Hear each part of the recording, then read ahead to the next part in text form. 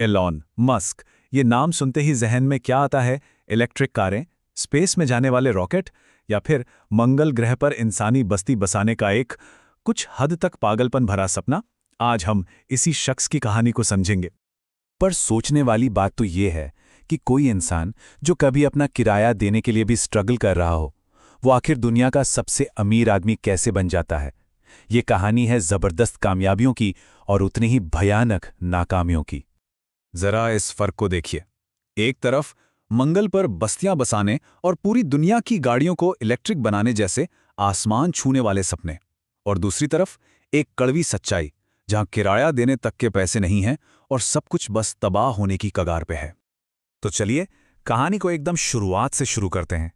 देखते हैं कि ये बड़े बड़े सपने देखने वाला लड़का आखिर था कौन और कैसे उसने टेक्नोलॉजी की दुनिया में अपनी एंट्री मारी।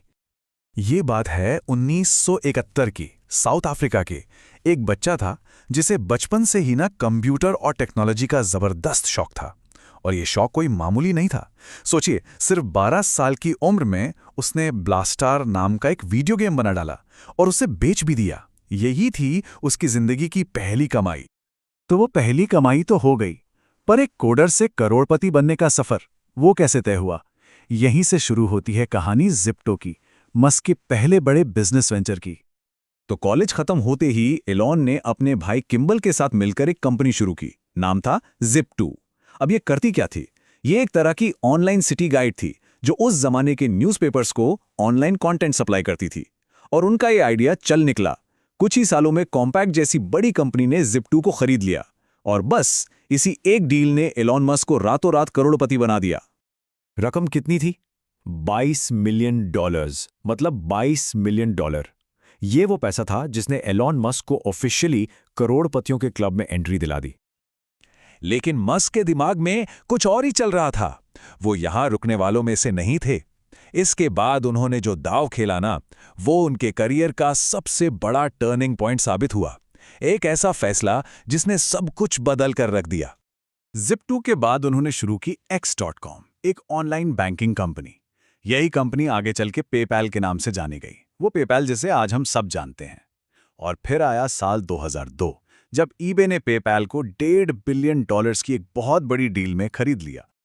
इस डील से मस्क के हिस्से में आए करीब $180 मिलियन। अब जरा सोचिए, इतनी बड़ी रकम हाथ में हो तो कोई क्या करेगा? शायद आराम की जिंदगी जिएगा। पर यही पैसा मस्क की जिंदगी के सबसे बड़े जुए की वजह बनने वाला था। और यहीं पर कहानी एक बहुत ही इंटरेस्टिंग मोड़ लेती है। मस्क ने ये पैसा उड़ाया नहीं, कहीं सेफ नहीं रखा। उन्होंने अपना सारा का सारा पैसा, $180 मिलियन, अपने नए और एकदम अनसुने आइडियाज में लगा दिया। ये एक ऐसा फैसला था जो या तो उन्हें अर्श पर पहुंचाता या फिर सीधा फर्श पर पटक देता। और हुआ वही जिसका डर था। यहीं से शुरू हुआ मस्क की जिंदगी का सबसे सबसे मुश्किल दौर। एक ऐसा वक्त जब उनके दोनों बड़े सपने, उनके दोनों प्रोजेक्ट्स पूरी तरह से फेल होने के कगार पर आ गए थे। हुआ ये कि 2000 के शुरुआती सालों में उन्होंने दो कंपनियां शुरू की। एक थी स्पेसएक्स, स्पेस में जाने के लिए, और दूसरी थी टेस्ला मोटर्स। पर शुरुआत किसी बुरे सपने से कम नहीं थी। स्पेसएक्स के रॉकेट लॉन्च होते ही फट जाते थे, एक के बाद एक, सब फेल। और उधर टेस्ला की कारें कोई खरीदने को तैयार ही नहीं था। मतलब चारों तरफ से बस बुरी खबरें आ रही थी।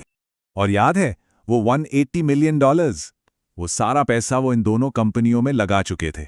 एक एक पाई, मतलब फाइनेंशियल प्रेशर और पर्सनल रिस्क अपने पीक पर था। हालात इतने बिगड़ गए कि उनके पास अपना किराया देने तक के पैसे नहीं बचे थे। सोचिए, एक मल्टी मिलियनियर जो दोस्तों से पैसे उधार लेकर गुजारा कर रहा था। सब कुछ, सच में सब कुछ खत्म होने वाला था। लेकिन कहते हैं ना, हर अंधेरी रात के बाद ही सुबह होती है। और यहीं से कहानी ने एक ऐसा जबरदस्त यू टर्न लिया जिसकी किसी ने उम्मीद नहीं की थी। अब देखते हैं कि कैसे ये फेलियर एक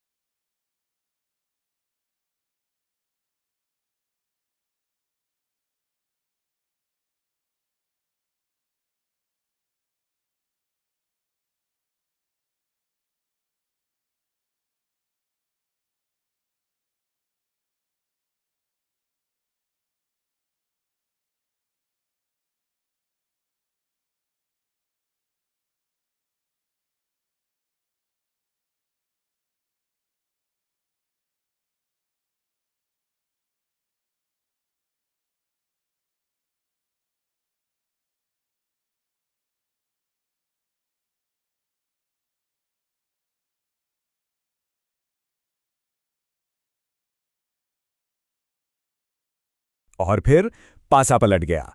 स्पेसएक्स को नासा से एक बहुत बड़ा कॉन्ट्रैक्ट मिल गया और दूसरी तरफ टेस्ला दुनिया की सबसे बड़ी इलेक्ट्रिक कार कंपनी बन गई। मतलब जिन दो कंपनियों को डूबा हुआ मान लिया गया था, उन्होंने वो कर दिखाया जिसे लोग इम्पॉसिबल कहते थे। और इसका नतीजा 2021 तक एलॉन मस्क की नेटवर्थ $200 बिलियन के पार चली गई और इसके साथ ही वो बन गए दुनिया के सबसे अमीर इंसान। ये सब उन्हीं रिस्क का नतीजा था जो उन्होंने कभी लिए थे। और कहानी यहीं खत्म नहीं होती।